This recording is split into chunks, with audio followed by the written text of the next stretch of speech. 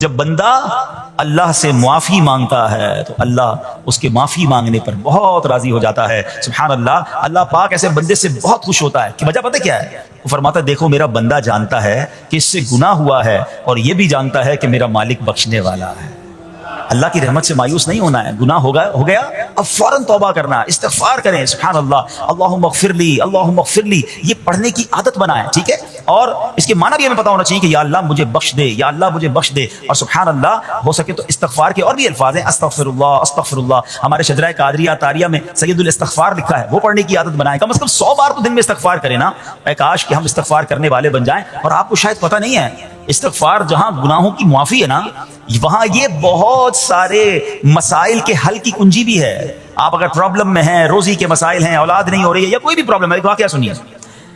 حضرت امام حسن بصری رحمۃ اللہ تعالی, بہت بڑے بزرگ ہیں. ایک شخص آیا, آ کر کہتا حضور بارش نہیں ہو رہی ہے, قحط کی پوزیشن آ گئی ہے, بارش نہیں ہو رہی, دعا فرمائیں, کو وظیفہ عطا فرمائیں. آپ نے فرمایا استغفار کرو. وہ چلا گیا. اچھا, ایک بزرگ بیٹھے تھے, ان کے پاس حضرت ربیع بن صبیح رحمۃ اللہ, وہ دیکھ رہے تھے. دوسرا بندہ آیا, کہتا حضور تنگ دستی ہے, کاروبار میں ڈاؤن ہے, رزق میں تنگی ہے. آپ نے فرمایا استغفار کرو. پھر تیسرا شخص آیا, کہتا حضور اولاد نہیں ہو رہی ہے, حصول اولاد کے لیے وظیفہ لینا ہے. فرمایا استغفار کرو. چوتھا بندہ آیا, وہ کہتا ہے کہ حضور میرے باغ میں, فصلوں میں پیداوار کی کمی ہے. فرمایا استغفار کرو. حضرت ربیع بن صبیح کہتے ہیں حضور پہلا بندہ الگ پرابلم لے کر آیا, دوسرا الگ, تیسرا الگ, چوتھا الگ, چاروں کو ایک ہی دوائی, چاروں کو ایک ہی وظیفہ, استغفار استغفار. آئے ہائے, بڑوں کی بڑی باتیں ہیں. قرآن میں بھی پڑھتا ہوں, قرآن آپ بھی پڑھتے ہیں, مگر دیکھو اللہ والے کیسے پڑھتے ہیں. کیا خوبصورت جواب دیا آپ نے. آپ فرماتے ہیں سورہ نوح پارہ 29 آیت نمبر 10 سے 12 کی آپ نے تلاوت فرمائی. اب ذرا قرآن سنیے گا. بسم اللہ الرحمن الرحیم. استغفروا ربکم انہ کان غفارا یرسل السماء علیکم مدرارا ویمددکم باموال وبنین ویجعل لکم جنات ویجعل لکم انہارا. سبحان اللہ. ذرا سنیے گا, اپنے رب سے معافی مانگو. استغفروا ربکم انہ کان غفارا, بے شک وہ بڑا معاف کرنے والا ہے. اب دے گا عطا, کیا فرمائے گا؟ یرسل السماء علیکم مدرارا, وہ تم پر موسلا دھار بارش بھیجے گا. وَيُمْدِدْكُمْ بِأَمْوَالٍ وَبَنِينَ وَيَجْعَلْ لَكُمْ جَنَّاتٍ وَيَجْعَلْ لَكُمْ أَنْهَارًا. فرمایا اور مالوں اور بیٹوں سے تمہاری مدد فرمائے گا, اور تمہارے لیے باغات بنا دے گا, اور تمہارے لیے نہریں بھی بنائے گا. باغات بھی بڑھ رہے ہیں, اولاد بھی عطا ہو رہی ہے, مال بھی بڑھ رہا ہے, بارش بھی ہو رہی ہے. کس چیز سے؟ استغفار سے. تو استغفار یہ آپ کے بہت سارے پرابلمز کا حل ہے, مسائل کا حل ہے. بس اپنی زبان استغفار سے تر رکھے. اچھا, پھر اس میں تھوڑی سی شرمندگی بھی ہو. ایسا نہیں کہ استغفار بھی ہو رہا ہے اور دماغ کہیں اور ہے, مسکرا بھی رہے ہیں, ہنس بھی رہے ہیں, اور استغفر اللہ, کسی سے معافی مانگتے رہتا ہے کیا بندہ؟ استغفر اللہ ربی من کل ذنب واتوب الیہ, یا اللہ میں اپنے سارے گناہوں سے تجھ سے معافی مانگ رہا ہوں. بہت سارے استغفار کے سیکھے ہیں. استغفر اللہ العظیم من کل ذنب عظیم, اے اللہ میں تجھ سے استغفار کرتا ہوں, وہ رب جو بہت عظیم ہے, اپنے سارے بڑے گناہوں سے میں استغفار کرتا ہوں. الگ الگ سیغوں سے اللہ کی بارگاہ میں استغفار کریں. ہو سکے تو کبھی گناہ یاد آئیں تو آنسو بھی بہ رہے ہوں, مگر یہ استغفار اللہ کو بڑا پسند ہے, معافی رب کو بہت پسند ہے. ابو اللیث سمرقندی رحمۃ اللہ تعالی لکھتے ہیں پچھلی قوموں میں ایک شخص تھا, اس نے بہت گناہ کیے تھے. ایک بار اس نے اپنی پچھلی زندگی کے بارے میں سوچا, گناہوں کے بارے میں غور و فکر کیا, تو اسے شرمندگی ہوئی. اس نے نادم و شرمندہ ہو کر 3 مرتبہ کہا اللہم غفرانک, اللہم غفرانک, اللہم غفرانک. اے اللہ تیری بخشش, اے اللہ تیری بخشش, اے اللہ پاک تیری بخشش.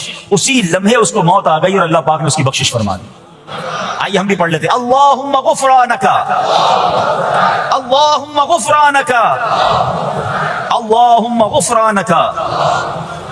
استغفار کرنا, توبہ کرنا, گناہ یاد کر کے شرمندہ ہونا, یہ اللہ کو کتنا پسند ہے. ایک سبحان اللہ, اس کے بارے میں چند برکتیں آپ کو بیان کرتا ہوں. بڑی عظیم برکت یہ ہے کہ اس کی بدولت بندے کا تنگی اور غم دور ہو جاتا ہے. حدیث پاک میں ہے جو ہمیشہ استغفار کرتا رہے, اللہ پاک اس کے لیے ہر تنگی سے نکلنے کا راستہ بناتا ہے, ہر فکر و غم سے اسے خلاصی عطا فرماتا ہے. اس کی ایک برکت یہ بھی ہے کہ ایسے بندے کو اللہ پاک غیب سے رزق عطا فرماتا ہے. حدیث پاک میں ہے استغفار کرنے والے کو اللہ وہاں سے رزق عطا فرماتا ہے جہاں اس کا گمان بھی نہیں ہوتا ہے.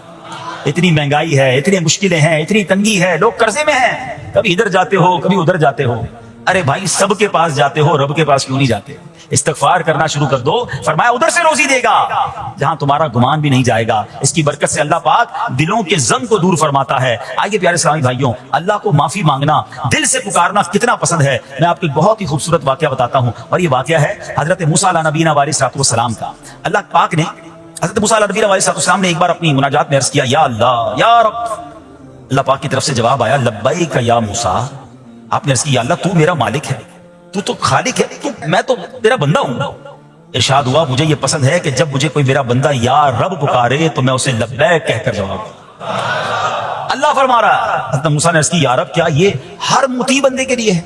کیا ہر نیک آدمی کے لیے ایسا ہے کہ جب تجھے وہ پکارے تو لبیک فرماتا ہے؟ سنو, اللہ فرماتا ہے ہاں بلکہ ہر گناہگار بندے کے لیے بھی ہے. تو حضرت موسیٰ نے عرض کی یا اللہ فرما بردار تو تیری اطاعت کرتا ہے, وہ بات تو سمجھ آ رہی ہے, گناہگار پر یہ کرم کس وجہ سے؟ اے ہائے سنو میرے رب کیسا کریم ہے. فرماتا ہے اے موسیٰ اگر میں بھلائی کرنے والے کو اس کی بھلائی کا بدلہ دوں اور برائی کرنے والے پر اس کی برائی کی وجہ سے احسان نہ کروں تو میرا جود و کرم کہاں جائے گا؟ اللہ فرماتا ہے میرا پھر کرم, میری رحمت کس لیے ہے؟ برائی کرنے والا بھی, گناہ کرنے والا بھی مجھے پکارتا ہے, میں اسے بھی لبیک کہہ کر جواب دیتا ہوں. حضرت موسیٰ علیہ نبینا علیہ السلام کو ایک بار وحی نازل ہوئی کہ اے موسیٰ فلاں علاقے میں جاؤ, ہمارا ایک نیک بندہ اس کا انتقال ہو گیا ہے, جا کے اس کو غسل دو, اس کو کفن دو اور اس کا جنازہ پڑھو. حضرت موسیٰ وہاں پہنچ گئے اور جب وہاں جا کر آپ نے لوگوں سے کہا کہ مجھے فلاں بندے کے پاس لے جاؤ جس کا انتقال ہوا ہے, مجھے غسل دینا ہے, کفن پڑھنا ہے, جنازہ پڑھنا ہے. لوگوں نے کہا حضرت یہ تو زمانے کا گناہگار, بڑا بےہودہ, بڑا بدکار شخص تھا, آپ کو رب کا حکم تھا, آپ نے غسل بھی دیا, کفن بھی پہنایا, جنازہ بھی پڑھا, پھر رب کی بارگاہ میں عرض کی مولا بندے تو یہ کہہ رہے ہیں یہ تو بہت برا آدمی تھا, تو نے مجھے بھیجا اور فرمایا تیرا پیارا بندہ, میں نے جنازہ بھی پڑھ دیا, غسل اور کفن بھی دیا. اب ذرا آپ سوچیں کہ کسی کا جنازہ حضرت موسیٰ پڑھ دیں تو اس کی تو بخشش کا تو کوئی مسئلہ ہی کوئی نہیں نا, وہ تو اللہ کے نبی جس کا جنازہ پڑھے غسل دے تو یا اللہ تو نے ایسا انتظام فرما دیا. تو رب کریم کی طرف سے پتہ کیا جواب آتا ہے؟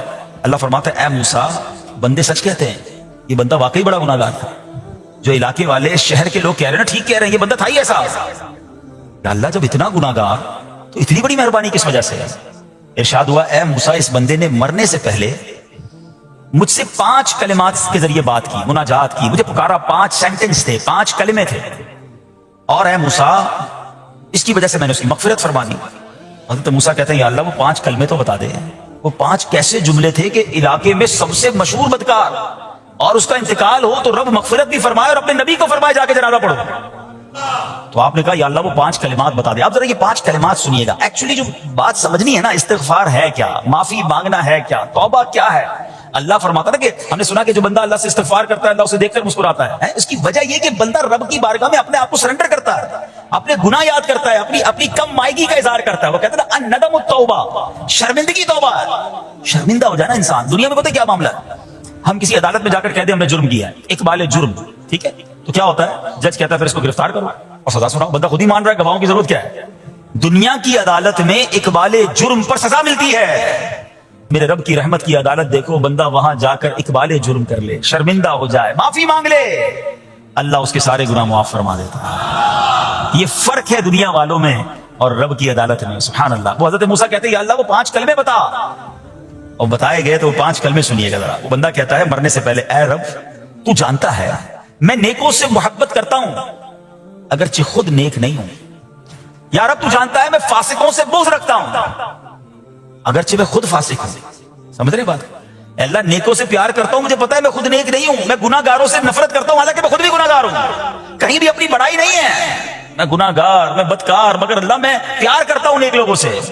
تیسرا جملہ کیا تھا, یا رب اگر مجھے معلوم ہو جائے کہ میرے جنت میں داخل ہونے سے تیری ملکیت میں کوئی کمی آ جائے گی تو اے اللہ میں تجھ سے پھر جنت کا سوال کرنا چھوڑ دوں گا. مجھے یہ پتا ہے یا اللہ تو نے مجھے جنت میں داخل کیا نا, تیری جنت میں کوئی کمی نہیں آئے گی, بہت بڑی ہے. اب مجھے داخل بھی کرنے سے تیرا کچھ نہیں جائے گا. اگر کچھ جاتا ہوتا تو یا اللہ میں جنت تیرے سے مانگنا چھوڑ دیتا. چوتھا جملہ کیا ہے, اے رب اگر مجھے معلوم ہو جائے کہ مجھے جہنم میں داخل کرنے سے تیری ملکیت میں اضافہ ہو جائے گا تو میں پھر جہنم سے پناہ نہیں مانگوں گا. یعنی اگر تو تیرے ملک میں تیری شان میں اضافہ ہو رہا ہے مجھے جہنم میں ڈالنے سے, پھر تو میں نہیں کہوں گا تجھے کہ جہنم سے نکال, مگر مجھے پتا ہے تو پہلے ہی مالک ہے, تو پہلے ہی خالق ہے, سب کچھ تیرا ہے. مجھے جہنم میں ڈالنے سے تیری کوئی ملکیت میں اضافہ نہیں ہونا. اور آخری بات کیا کہتا ہے, یا رب اگر تو مجھ پر رحم نہ کرے گا تو پھر کون کرے گا. اللہ فرماتا ہے اے موسیٰ میں نے اس پر رحم کیا, یہ میرے کرم کے لائق تھا, میرے کرم کے لائق نہیں تھا کہ میں اسے ناکام لوٹا دیتا. جب اس نے یہ کلمات کہے تو میں نے اسے درگزر فرمایا, اس کی مغفرت فرما دی, اور میں ہی بخشنے والا مہربان ہوں. تو اے میرے پیارے اسلامی بھائیوں, آج وہ کام سیکھ کے جانا ہے, سمجھ کے جانا ہے, جس کو جو بندہ کرتا ہے تو رب کی رحمت گویا مسکراتی ہے. وہ یہ ہے کہ اللہ سے معافی مانگتے رہیں, استغفار کرتے رہیں, اللہ کو راضی کرنے کی کوشش کرتے رہیں, اپنے گناہوں پر ندامت رکھیں کہ جو معافی مانگتا ہے نا اللہ اسے بہت پسند فرماتا ہے. حدیث پاک میں آتا ہے التائب من الذنب کمن لا ذنب له، گناہوں سے توبہ کرنے والا ایسا ہے جیسا اس نے گناہ کیا ہی نہیں ہے.